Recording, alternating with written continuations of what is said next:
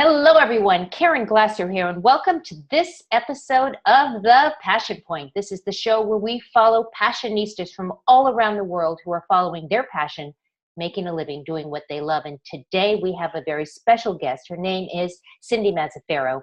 She's a motivational speaker, renowned vibrational energy and intuitive healer, a Reiki master, teacher, and powerful beyond measure life coach. She believes that each of us can manifest the life that we want to live, one that is powerful beyond measure. So I am very happy to welcome Cindy to our show. Good morning. How are you today, Cindy? Hello, Karen. I'm well, and thank you for having me on your show. I am so happy that you're here. We had a little bit of technical difficulties getting into this place, but I am happy that we figured it all out. Now, you know, the show is called The Passion Point, and one of the first things that I like to do is give a definition of passion according to Webster's Dictionary, and then I'm going to ask you what your definition is. So Webster's Dictionary says that passion is an intense driving or overmastering feeling or conviction. What do you say, Cindy? What's passion to you?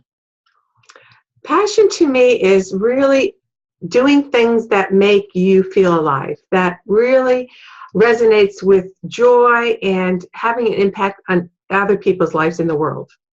That's a great definition. I mean, I think we all do want to have an impact, not just on our own lives, but on the lives of many that we come across during our journey. Right. So let's talk about you, because this show is about your journey. How did you get to where you are today? You can go back as far as you want, but how did you get to be doing what you're passionate about, what you're doing today? Well, right now, what I'm so passionate about is actually empowering others to find their passions, to heal their pains, forget the self-limiting doubts that we have in our lives that continues to impact us. And it does until we choose to make a conscious effort to change that. And part of my journey has actually learning to become happy with myself. I had parents that were divorced at a very young age. I looked for male confirmation, affirmation, and I struggled with a lot of that, trying to find what, that no matter how much I was getting from the outside in, I was still looking for more and more. And what I realized was that you need to learn to love yourself. We're perfect, even with our imperfection, and that we can actually ignite and to foster our own unique gifts within ourselves. Some are great teachers, some are great musicians. We have all different passions and gifts within ourselves, and we need to nurture them and bring them out into the world. So how did you get, though, to doing what you're doing right now? I mean, did you just wake up, 2 years ago, 10 years ago and say, this is what I'm going to do? What were some of the things that you did along the way to bring you to where you are today? Great question. I am a physical therapist. I'm retired now, but I've been teaching people all my life. I've been teaching them in rehabilitation, and then I also owned my own company, went into companies and actually did ergonomics, which is a fancy word for stress reduction, and educating them on prevention and treatment and redesigning workspace. So my whole life, I've really been a teacher, an inspirator. It's really not a word, but I love to inspire people to take ownership in their own happiness and health. And along this process, I started to find really direct connections between what we are experiencing physically, I have a shoulder pain or I have a hip pain, as to what's also going on emotionally in our life and our obstacles that we're facing. So for example, someone that might be having shoulder problems, it could be chronic or acute. It could be because they're taking on a lot of weight, carrying things on their shoulders that often are not their own problems. So they're dealing with their elderly parents, or they're dealing with their children, even though their children are now grown into college and moving on, but they still take on their own problems. And so what happens is you're carrying the weight of the world on your shoulders, and eventually you're impacting that energy within yourself, and it comes out in a physical way. That's fascinating. That is fascinating, because I actually just felt that as you were saying, that the world on our shoulders, and then maybe we actually feel it in our shoulders. Yeah. You talk about the power within. So what is that exactly? What is the power within? It's really what I'm so passionate about, because to me, we are all extensions of a universal higher energy. If you believe in God, the creator, whatever the word that you define that source to be, we are a little stardust of that greater whole. And so if the greater creator creates everything, the earth, the beautiful trees, the mountains, and you are supremely wonderful in your own being. And that's with our errors, our weaknesses, our shortcomings. And that I really believe that we're incarnated or birthed into this physical place to learn and grow as a spirit, as a soul. And so our skin, our clothes are really just an outer facade of what we're wearing so that we can walk on this gravity-fed earth and stay grounded to the earth. But we really are a soul, and we actually are here to learn and grow spiritually and to fulfill our lessons, and also to use those gifts we talked about earlier and ignite to those passions and use them. That's awesome. I know you have a book that's coming out, Powerful Beyond Measure. So can you give us like an example, like 3 steps to understand, how to be powerful beyond measure and what that actually means? Sure. Powerful Beyond Measure is really a process that allows you to awaken to your power within. And to do that, you actually have to connect the dots from the past. So the book's divided into thirds: the past, the present, and the future. So by understanding the past, you understand what limiting beliefs that you've taken on in your past, which is aligned with your soul lessons, what you're here to learn and grow from, and that you have to learn to step into those fearful events or those obstacles that always seem to be laid in front of you. And we do that in the present moment. So let's just for an example, say that you're one that always picks relationships that are toxic, men that are dominating you and keeping you small. So that might be a perpetual repetition pattern that you've seen over your years. And here you are again, lonely, wanting a man in your life, really have struggles with your father again because he's dominating. So you want this relationship. And so how do I create the ability to have a relationship that's equal, respectful, loving? And so what you do is we actually go through a process in the present moment of releasing the energy debris that stays dormant within your body.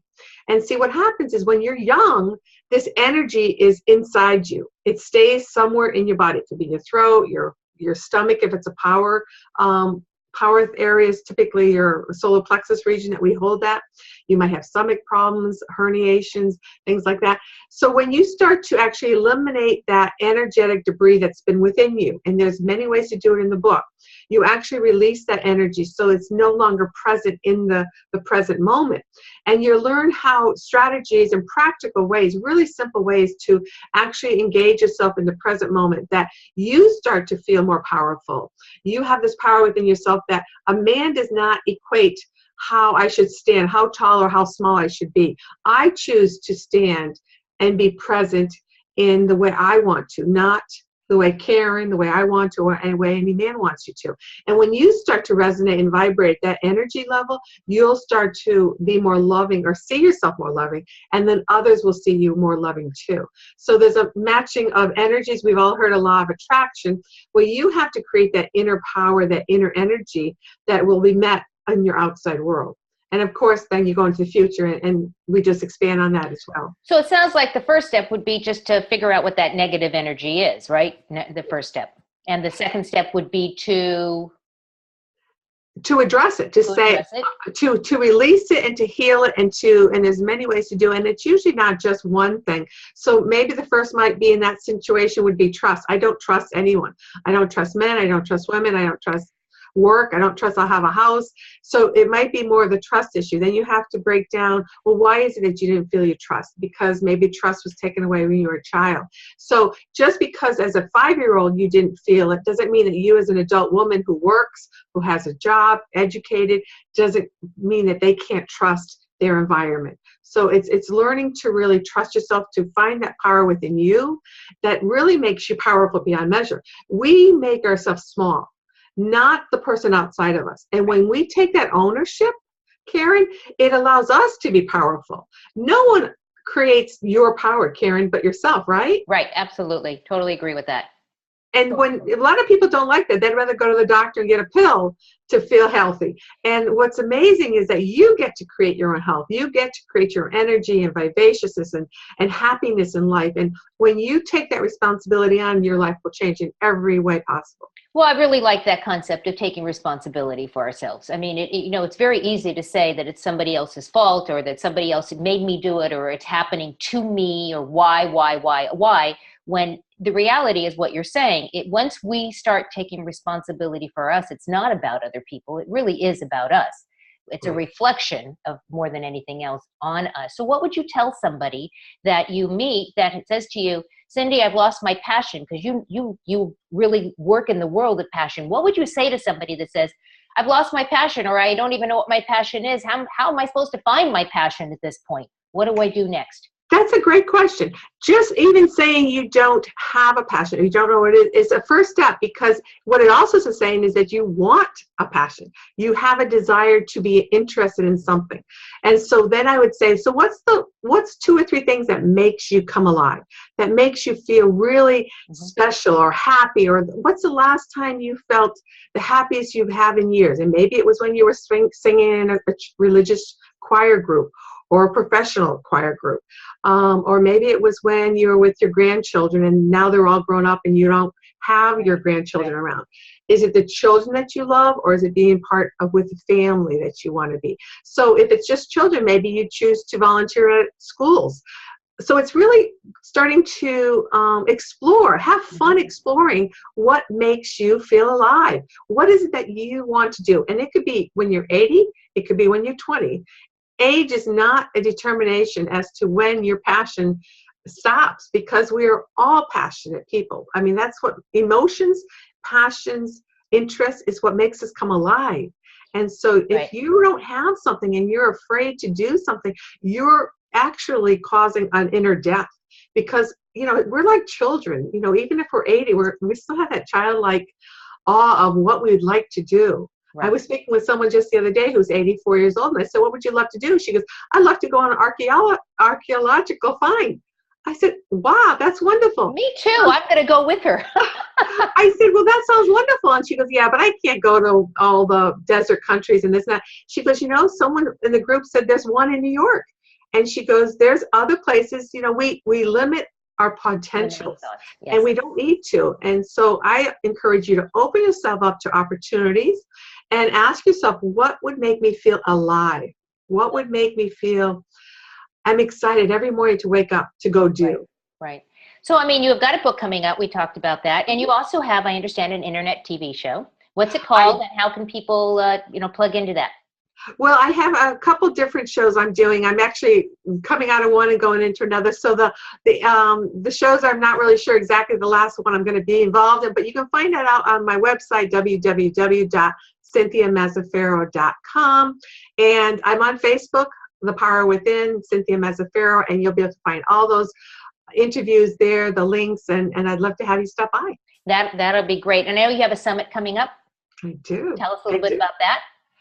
It's for my book. It's called Powerful Beyond Measure, summit.com, and it's free, available to any of you to participate. There's 28 wonderful, fabulous speakers. John Gray from Men Are From Mars and Women Are From Venus, Marci Shimoff, Deborah Poneman. We talk about everything and anything, near-death experiences, dreams, success, failure, fear, being that divine light that we're talking about. And also what John talks about, which is really interesting, is how the 21st century we live in, how women now are really more infused with our masculine energies, because we tend to work in the workforce. We have to do much more regular scheduled activities, which are more as a masculine energy.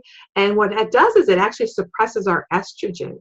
And unfortunately, women need estrogen. And what they're finding is that physically we're getting ill. More women are getting Alzheimer's than men now. More women are having a heart disease than men. And they're finding that it's because there's a hormonal imbalance.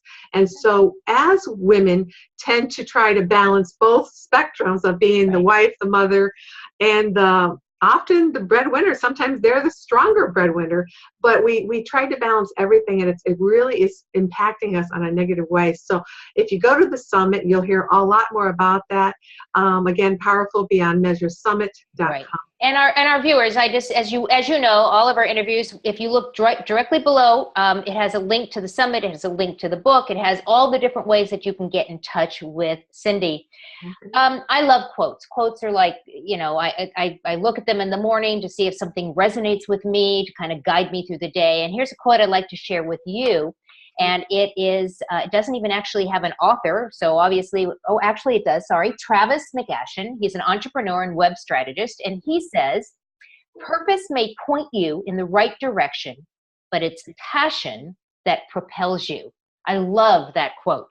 Because I love that too. It's so, it makes me feel like an action. You know, that this is actually something that I can do to push me forward. Is there a favorite quote that you have, or quotes, or something that you like to share? It's one of my own, and it's about passion too, because I love your show, and I think passion is so important, and it's this. Passion is a seedling that is waiting to emerge from the depths of your soul.